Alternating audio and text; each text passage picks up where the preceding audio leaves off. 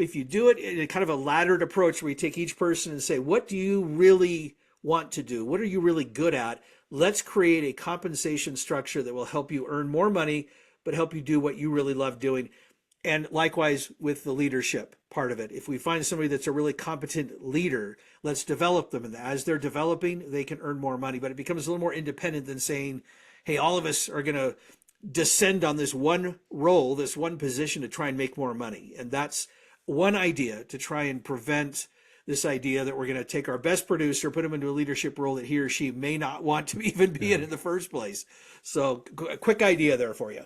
That's that's $1 million idea because it changes the culture of the company. It does. That makes money for a company. I don't care. Anybody listening, you change your culture to the positive, good things will happen because you'll get rid of the people that aren't producing either. And that's an important thing too.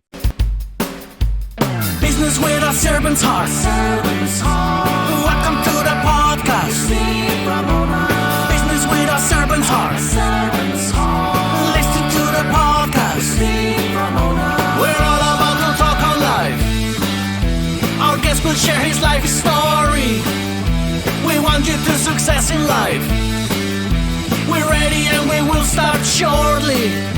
We're gonna talk on life. We're gonna talk on business. You're gonna shine bright. We are gonna witness. Shout out to my sponsors, A Mind for All Seasons. Your brain is your greatest competitive edge, so why not optimize it?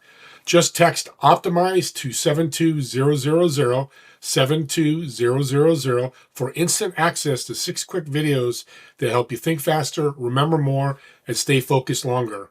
A big thanks to Epic App, the 4-step storytelling system I use every day to connect and to convert. Try it free. Email me at stever1961@gmail.com. That's stevr1961@gmail.com, and I'll get you the free app. Doing Business with a Servant's Heart was just named top 6 in small business marketing. Thank you, everybody, for listening and watching. Welcome, everyone, to Doing Business with a Servant's Heart podcast. I'm your host, Steve Ramona, and we're going to start out again as we're starting in 2026, our little gratitude for your audience today and my guest. Today's gratitude is stay strong. You're doing great. Think about that. Being strong is going to be powerful for 2026. A lot of things are going to be changing. I know we hear it all the time, but stay strong and great things are going to happen. With that being said, let's bring our guest on today. Shawn, welcome to part 2. Hey, Steve, how are you? Fantastic. You're like changing your, isn't it a great one? It's a great and they're random. I just pull them out of a box. And audience, if you want access to this, just reach out to me. I'll get you the link, how I got that. It's just such a cool way to get started. But leadership, servant heart, it's all tied together. You kind of pivoting a little bit to emerging leaders. What does that mean? Emerging leader, the way I describe that is a person who's roughly 25 to 35 years old. They're ambitious, they're excited about life and the opportunity to lead, and they are in a current leadership role, or at least aspire to be, and they're anxious to learn. And that to me is an emerging leader. What are the challenges for 20 to 40-year-olds in leadership positions? You know, it's surprising to me how little leadership development is being encouraged and utilized in businesses today.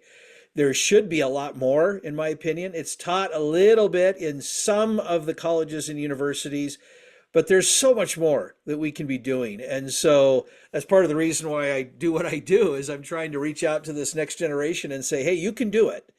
Because there are some alarming, I guess, I'd call it alarming statistics and research out there. LinkedIn just did one here a few months ago that suggested that 70% of the Gen Z generation, all those folks, are not interested in becoming a people leader, a people manager.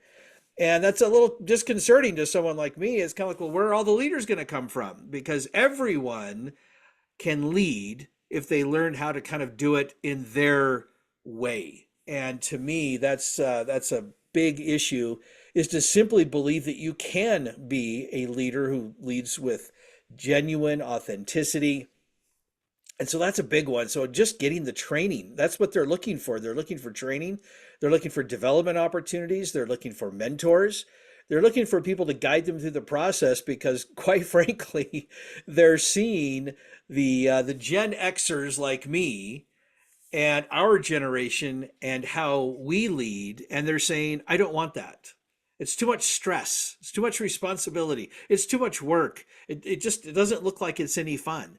And the sad thing is, it can be if we learn how to do it properly. But the reason why it becomes hard work and becomes stressful is because there's some friction and people just haven't learned some basic and some a little more in-depth leadership skills that we can all learn and learn how to be more influential leaders in whatever sphere we may be in. And that to me is really the opportunity that lies before the Gen Zs, the emerging leaders. So much to unpack. My first vision is sports, and you got an NFL football team. You take the coach away. Is the team going to be successful? Probably not, because talent alone just doesn't do it. So that's Right. scary when you talk about leaders. And the other side of being scary, anything we start with, whether it's leadership, driving a car, learning to read, it's scary because we don't Right. know what we don't know. We don't know. What do you bring to the table for these emerging leaders to really make it fun? It's a great question. You know me well enough to know I'm kind of a fun-loving guy. I like to just have fun. I like to smile. I like to crack jokes. Obviously, we're dealing with serious subjects, but the very first thing that I would tell any emerging leader is learn about yourself. Learn about your unique style of leadership. I call it the Sapphire Leadership Signature. So let's find out what your signature leadership style is. What do you bring to the table? What's unique about you? It's a strengths-based approach to leadership development, because the worst thing that any of us can do in any station in life, but especially in leadership, is we can look at someone else and say, I can't do what they do. And that's part of the problem, is that we have this comparison thing that we're always doing and saying, well, Shawn's this type of leader, and I really admire that, and I can see that he's a successful leader, but I don't think I could do that. He's more extroverted and I'm an introvert, or he likes to speak with a lot of energy and I just don't have that. Or he really engages with people one-on-one, and I'm just not quite like that. I mean, I'm a little bit more of that big personality and whatnot, or there's all different kinds, but it's really learning about yourself. And if you start there and have that self-awareness and that self-development about your leadership style and your signature, then you can lead from a lot more authenticity and a lot more confidence and a lot more fun. That's the thing, is you're doing what you're born to do and the way that you were meant to do it. And that to me, that's where we start. And you are fun loving. And I'm going to take the fun away here. Okay. Oh, Shawn, because money shouldn't be your focal point. But if I am a sales guy at Apple, I'm 30 years old, we want to grow as humans, right? And you've talked Yes. about that as a leader. And that's leadership, is that growth. So I become the sales director of that department. That's the powerful thing. But here's the not so fun is, and I want focus, is you make more money. Yeah.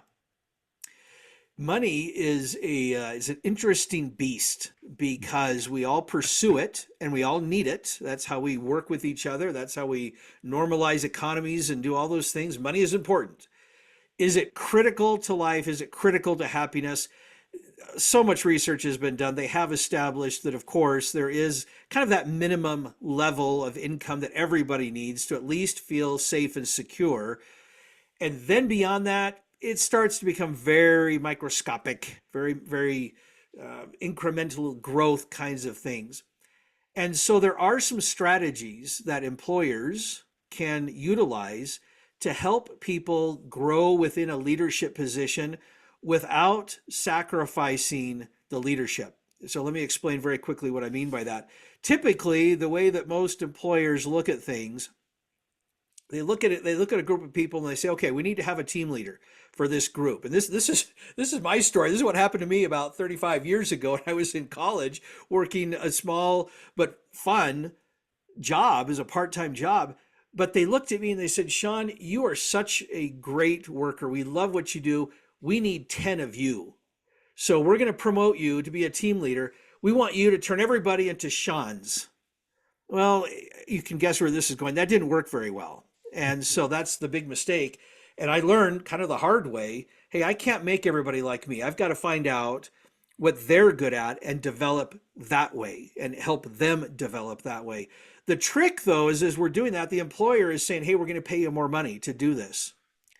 And you feel rewarded, you feel validated, you feel encouraged. That's good. But there are other ways to help people earn more money without putting them into leadership. We call it laddered compensation. But basically what we're saying is, okay, talk to an individual and say, you are a really good producer. I'm going to use that very, very broad term, producer. You're a good producer. You generate, you sell, in your case, Steve, the example of a salesperson.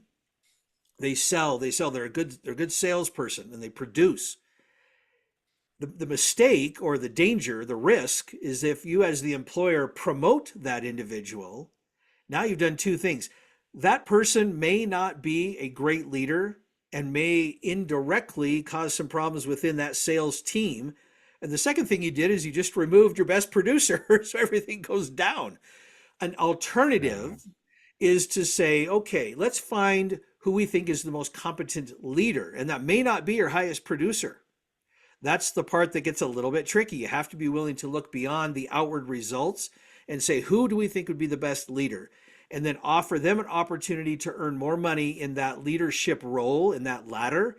At the same time, you're saying to the high producers, we're going to promote you in a different sort of way. We're going to award you or reward you with a different kind of compensation package that allows you to continue to do what you love doing, because the story is told of people that thought they wanted to be a leader, but what they really wanted was the title. They wanted the money. And they get into a leadership role and they don't like it. They don't want to do it. They haven't been trained to do it properly. And they get frustrated, they get discouraged, and that's where all that friction and that conflict starts to come from. And that's, if you do it in a kind of a laddered approach where you take each person and say, what do you really want to do? What are you really good at? Let's create a compensation structure that will help you earn more money, but help you do what you really love doing. And likewise with the leadership part of it. If we find somebody that's a really competent leader, let's develop them. And as they're developing, they can earn more money. But it becomes a little more independent than saying, hey, all of us are going to descend on this one role, this one position to try and make more money. And that's one idea to try and prevent this idea that we're going to take our best producer, put him into a leadership role that he or she may not want to even be in the first place. So a quick idea there for you. That's $1 million idea, because it changes the culture of the company. It does. That makes money for a company. I don't care. Anybody listening, you change your culture to the positive, good things will happen, because you'll get rid of the people that aren't producing either. And that's an important thing too. That's right. Let's jump into a book before we end here. Sure. Talk about your book. You're very excited. I'm excited what you told me about it. What's it all about? Rapid Fire Leadership. I'll throw it up here on the camera for those to see there. I have a podcast of my own called the Team Engagement Podcast. And Steve, you and I were talking about that before we started the recording here. And so what I did, I had done last year, by that point, I had recorded more than 400 episodes, and I had talked to more than 400 leaders all over the world. All different kinds of leaders, men, women, a little bit older, a little bit younger, people in different countries, people who spoke different languages. Some were smaller teams, some were former CEOs, some were current CEOs. And I just asked questions. How would you handle this? How would you do that? How would you approach this idea? And then we would record those, and that's how we released it on the podcast. And I thought to myself, I would love to have everybody go back and listen to all 400 plus episodes. But maybe what I can do is just compile some of the best, because they're all good. But let's take some of the best and compile those into a little bit more of a concise book that people can read in a couple of hours, maybe 3, whatever pace you read. And you'll get a lot of really good information. So it was my first book. So that right there was just a fun exercise to say, hey, let's get that first book out. But it's also exciting because I imagine to myself, especially like an emerging leader, saying to themselves, where can I go? I don't have a lot of money right now. I'm first role, and I can't invest in maybe a formal leadership development program, but where can I start? Grab a copy of the book. that'll get you started. That'll at least give you some ideas to start to implement into your current leadership role, or you can be preparing for the next role, whatever it may be. So yeah, it's a lot of fun. It's called Rapid Fire Leadership. You can go to Amazon and find it there. You can go to rapidfireleadership.com and likewise find it there with a lot more information. So thanks for allowing me to plug that a little bit. No, and it's fantastic because audience, I'd love podcasting, and this is another reason to have your own podcast. I used to say need. I'm being very public about this. I don't say it anymore because you don't, but it's such a powerful tool because all that content you got, because you get to learn from everybody. Yes. And you get yes. to write a book now so everybody else can learn. That's right. We share information, we share knowledge, we share experience. It's amazing, because one of my favorite questions to ask on my podcast is, tell me about your first job. That's usually how we kind of end the podcast, is tell me about your first job. It's amazing to hear these very successful CEOs say, I got fired from my first job as an 18-year-old or whatever age they were. Or some of them, it's completely opposite. I started, my first job was doing this, and it has led to all of this now. I still do what I did clear back when I was 15 because I fell in love with it. And it's amazing to hear those stories in both directions, what they really love to do and some things maybe they don't like to do. So. And the powerful thing of what that one question, audience, here's the power of that. It's telling us we all start at zero. That's right. Me and you, Elon Musk, Warren Buffett, Mark Cuban, on and on and on, Tony Robbins, on and on and on. They started at zero, that first job, that first either got fired or passion or whatever. Yep. It just brings it to full circle. Like anybody can do it. Of course, not everybody will, but anybody the opportunity is there. Let's jump in to your first 50, your program that you have. You're very excited about because we were talking about before the show. Tell us about that. Very excited about it. It's called the First 50 Project. I am looking for those 50 emerging leaders that want to do great things in leadership. And this is a developmental program, and I'm very excited about it. I spent years developing it, and I just rolled it out a few months ago, and I'm now looking for those 50 individuals who want to take their leadership to a whole new level. So if you are that emerging leader, or if you're a senior leader in a company and you're thinking to yourself, we've got some potential talent here that we really like, that we don't want to lose, we want to keep them in the company, consider this program. Go to thefirst50project.com and learn more about it. Reach out to me. I would love to engage and really start working with emerging leaders to help them improve their own leadership signature, their own style, and make a greater impact and influence on the world around them. You just brought the sports analogy and you didn't even know you did this. You're so darn smart. I look at this like college football and the NIL. Yeah. I mean, I just went through yesterday a list that, 50 people, 50 quarterbacks have moved. Well, it's affecting the college you're leaving and, of course, improving the college that they're going to. That's the same thing with our business leaders and great people. We don't want to lose those people, but we don't know what we don't know. I'm going to say that again. And you're going to lose them. And the first50.com, I'm going to put it out there again. I'm not a big promoter, but, reach out. We'll get his contact information right here at the end for Shawn, because once you know something, you're smarter, better, stronger. And by the way, a servant's heart. Yeah. That's why I love podcasting, because all the resources I gave you before the show, I learned from other people because I was on a podcast and connect. And I serve people because they're going to serve you back. Let's end with this great question. I've always wanted to know this, and I think you're a perfect person to ask.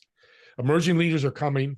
We know people don't want to do it, but what's the next 1 to 2 years look like for emerging leaders, and what can they do to really be a great one? That's a great question. I appreciate you asking it. Basically, the thought that I am really wanting to kind of share with everybody, both emerging leaders right now, as well as the senior leaders that are looking to these emerging leaders as the next generation of leadership. We're never going to know everything in one instant. And that's kind of what we tend to do with leadership development. We say, okay, go to a seminar, go to a workshop, take this course, do these different things. I want to change that. Change the mentality to be, let's learn about you, that self-awareness that we talked about earlier, and start to develop you and make it an ongoing practice, because it's not going to happen in a weekend. It's not going to happen even over a month, even over a year. There's a lot of experience that you have to gain, but you can learn skills along the way. So start now and start to implement one thing at a time. Don't overwhelm yourself. One thing at a time, whether it's a week, whether it's a month, find one thing that you can implement and start to get good at as far as a skill within leadership, and implement it. The next 1 to 2 years, massive transition, massive transition. We have, I would even, if I may, I'm going to expand just a little bit beyond that. And in the next 5 to 10 years, it's estimated that there's what we call this silver tsunami. All of these baby boomers and some of the Gen X folks, they're going to be selling their business. They're going to be retiring. They're going to say, okay, it's time for me to exit. We need leaders, and we don't have them, and they're not ready yet. So let's get them ready so that they're ready to take over these businesses. We don't want to lose all of these businesses that are out there making money and employing people, but we need really good leadership in order to make that transition successful and as seamless as possible. So the next couple of years are critical, because that's when we have to start preparing them so that they're ready in 5 to 10 years. So that's what I see in the next couple of years. Good formula, good people, good leadership equals success. You have to have both. Absolutely. Good is very, objective, but good, whatever that looks like to you. And the one mindset that comes to me, the word is patience. Yes. Emerging leaders need patience. Make sure this is, what a great way to end a great show. Oh my God, Shawn, this is, I knew it would be good. Let's ask a question, a personal question. Let's get to know Shawn a little bit more. Sure. So I'm going to your hometown. I'm going to reserve a table at a restaurant, one of your favorite restaurants. Ooh. I want you to invite 3 people who've been influential in your life. They could be dead or alive. Doesn't matter. Okay. And what food are we eating at the table for me? That's the most important. Okay, of course. Let's see. So we gotta think of a restaurant here. I I like to eat, so I'll eat just about anything. So a restaurant, I appreciate and respect all the restaurant chains that are out there. If at all possible, I like to try and find local places that are independently owned, because it's just a little bit different. And so there is a sushi place that's close to where I live, and I like sushi. I spent a couple of years in Japan and learned to really love the food. And so that's probably a place that I would take. This particular restaurant does have other kinds of food besides just sushi. So for those who are not seafood or sushi fans, there will be some other things. In fact, the first time I went, I actually did not get sushi. I got katsudon is what it's called, and it's a meat dish. Very good. So, Steve, that's what I would be recommending to you to try first from this particular restaurant. Beautiful. The 3 people that I would want to invite. Wow, this is a big one, and I've thought about this many times. In no particular order, I'm going to go with Benjamin Franklin, Lucille Ball, and I'll pick a living person. I am going to go with Dallin H. Oaks, who is the president of the Church of Jesus Christ of Latter-day Saints here in Utah, a person that I very much respect. It's obviously a religious person, but I would love to just have the 3 of them and have a conversation. And I don't know that I would even say a whole lot. I could probably just listen to them, but such influential people. And I've just admired all of them and have studied, not in great depth, I admit, but those are the 3 people I would love to just sit and have a meal with. I think it'd be fantastic. Great table. Oh my God. Great table. I'm excited for the food too. Thank you for being an incredible guest. Thank you. I know people listening want to reach out. I know, say that where you can get the book, your websites, and how they can connect with you. Yeah, rapidfireleadership.com, thefirst50project.com. And of course, I'd love to connect on LinkedIn. So Shawn J. Richards, and Shawn is spelled S-H-A-W-N. So Shawn J. Richards. And find me on LinkedIn. Let's connect. I'd love to just connect with people, whether we do business or not. That's okay. I'm sure we can figure out some other way to just connect and have a great conversation. It's a servant's heart. Of course, he ends with that beautifully.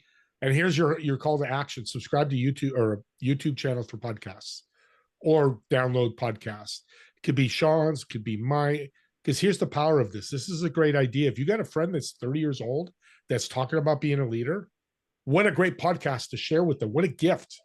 and they listen, they reach out to Shawn helps them, and they become an emerging leader, you just impacted their life. And that's what I think podcasts are, very impactful, and Shawn's is as well. So with that being said, me and Shawn want to thank everybody for watching or listening to this podcast, and we'll see you all in the next episode of Doing Business with a Servant's Heart. Have a great day, everyone.